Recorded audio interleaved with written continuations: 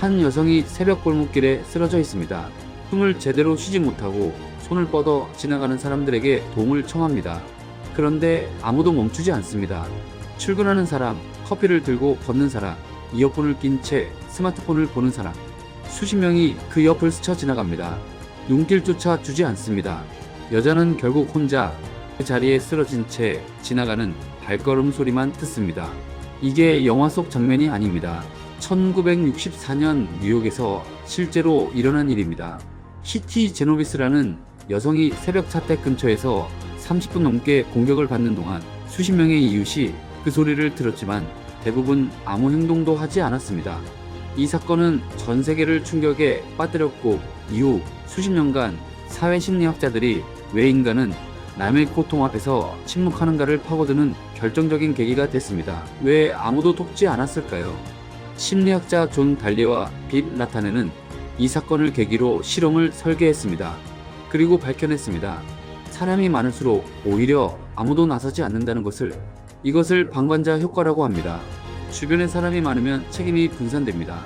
내가 안 해도 누군가 하겠지라는 생각이 자동으로 작동하면서 결국 아무도 아무것도 하지 않습니다. 그런데 오늘 이야기에서 쓰러진 사람은 거리에 낯선 이가 아닙니다. 바로 여러분 자신입니다. 무시당하고 깎이고 짓눌리면서도 아무 말도 못한 채 그 자리에 그대로 있었던 순간들.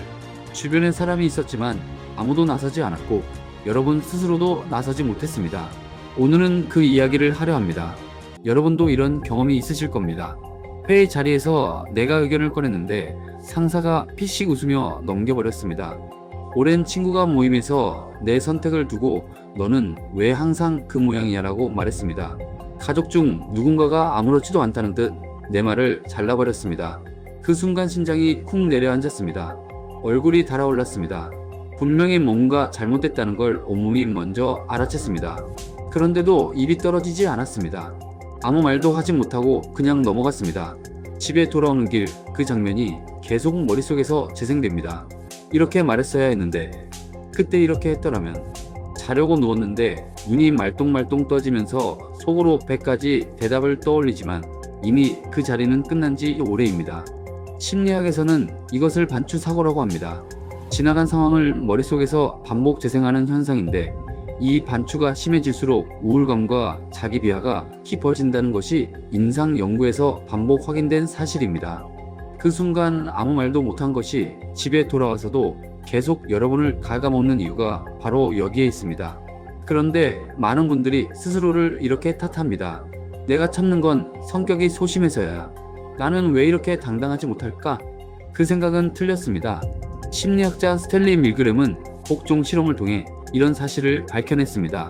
사람은 사회적 위계 구조 안에서 자연스럽게 상대의 권위와 분위기에 복종하는 방향으로 행동이 기울어진다는 겁니다. 상사, 선배, 부모처럼 힘의 불균형이 있는 관계에서 이 경향은 더욱 강하게 나타납니다. 즉, 여러분이 아무 말도 못한 건 나약해서가 아닙니다. 인간이라면 누구나 갖고 있는 사회적 본능이 작동한 겁니다. 그런데 바로 여기서 엄청난 반전이 벌어집니다. 그 본능을 무시하는 사람들은 본능적으로 읽어냅니다. 한 번 참아줬더니 두 번 건드립니다. 두 번 넘어갔더니 세 번째는 더 대담하게 들어옵니다. 심리학자 엘버트 반두라의 사회학습 이론에 따르면 인간은 상호작용 속에서 상대의 반응 패턴을 무의식적으로 학습하고 아무 제재가 없으면 그 행동을 반복하고 감화한다는 것이 확인됐습니다. 여러분의 침묵이 상대에게 이 사람은 건드려도 된다는 신호로 작동하는 겁니다. 그렇다면 무시하는 사람들은 대체 어떤 사람들일까요? 첫 번째, 이들은 공감 능력이 현저히 낮습니다. 심리학에서는 이것을 인지적 공감 결핍이라고 부릅니다. 타인의 감정 상태를 머릿속으로 추론하는 능력이 부족한 상태입니다. 이런 사람들은 자신의 말이 상처가 된다는 사실을 설명해줘도 잘 이해하지 못합니다. 자신이 무시하고 있다는 사실 자체를 인지하지 못하는 경우도 많습니다.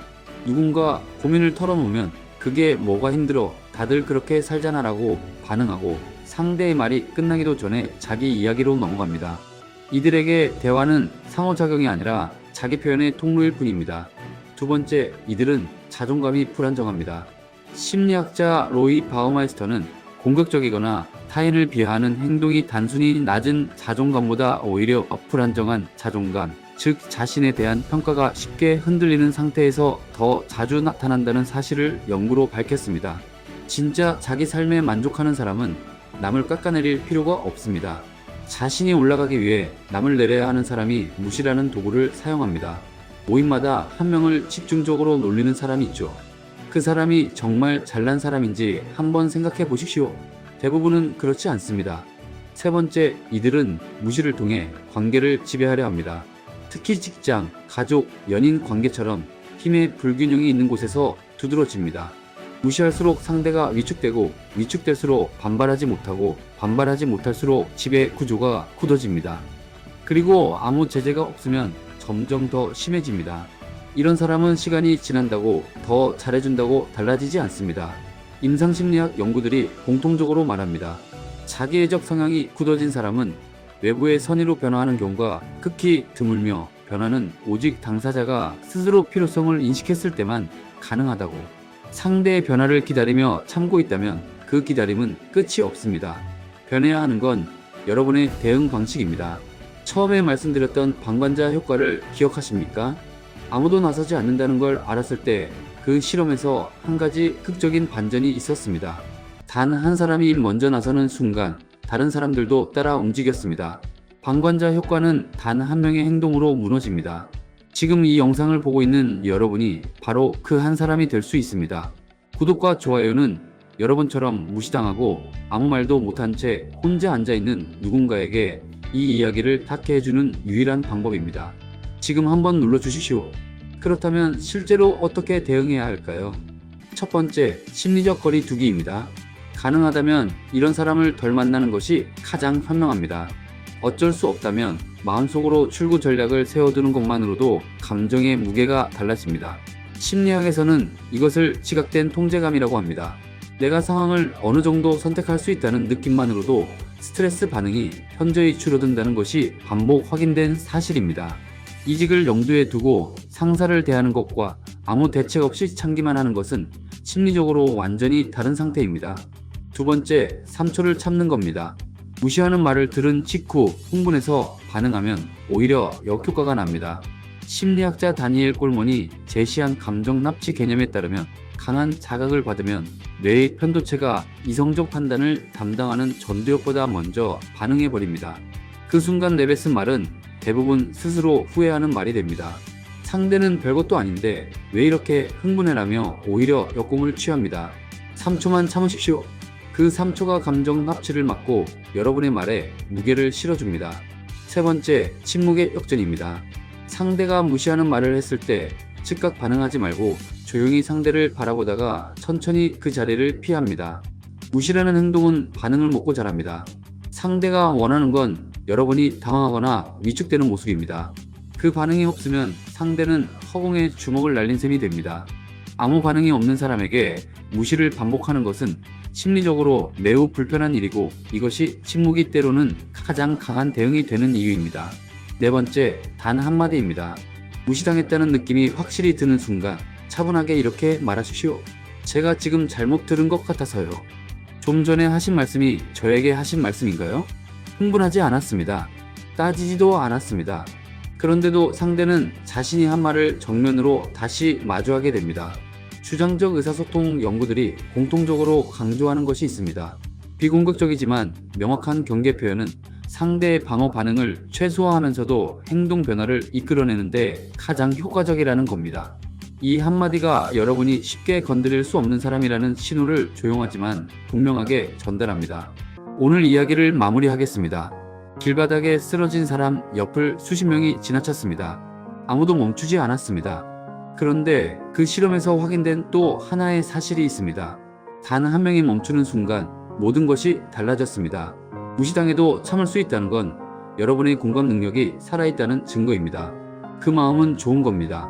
하지만 그 마음을 악용하는 사람이 있고 그 구조를 이해하지 못한 채 계속 참는 건 스스로를 소진시키는 일입니다. 이제 멈추십시오. 그 자리에 쓰러진 사람에게 처음으로 손을 내미는 단 한 명이 되십시오. 그 손은 다른 누군가를 향한 것이 아닙니다.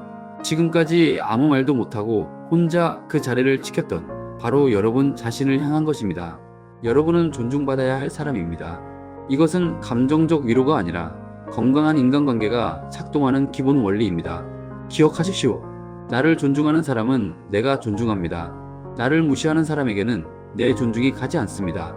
오늘 이 이야기가 조금이라도 마음에 닿으셨다면 비슷한 상황을 겪고 계신 분께 이 영상을 전해 주십시오. 살면서 꼭 필요한 이야기를 앞으로도 계속 가져오겠습니다. 감사합니다.